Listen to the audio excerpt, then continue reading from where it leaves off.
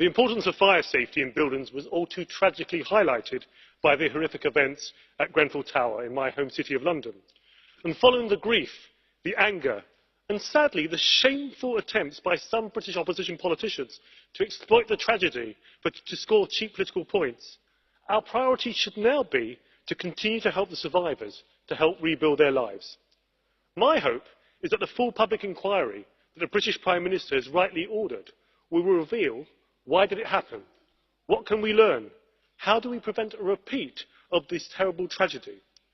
When MEPs met firefighters from across the EU last week, they told us that this tragedy could easily have occurred in any of their cities. A British firefighter told me that in the UK, an apartment in a high-rise building with the door shut should be able to contain a fire for 40 minutes to allow time for evacuation and to put out the fire.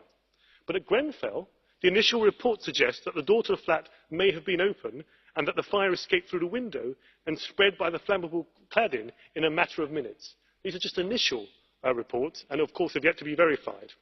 A Belgian firefighter explained that plastics containing petroleum released oils and toxic smoke, making their job more dangerous and suffocating victims. They shared concerns over single staircases in some high-rise buildings, which means that those fleeing fires may block emergency services entering the building. And they told me that they are now assessing which buildings in their cities contain similar dangerous cladding. So many issues were exposed by this tragedy that I hope that the Commission's exchange, or proposed exchange, will address.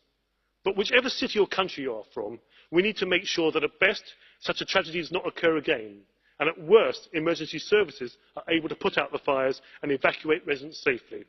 We owe this to all our citizens and the emergency services that keep us safe. And if you'll allow me, as a Londoner born and bred, I am proud when I hear stories of individuals and communities from across London and the UK who came together to support those who had suffered the greatest of losses.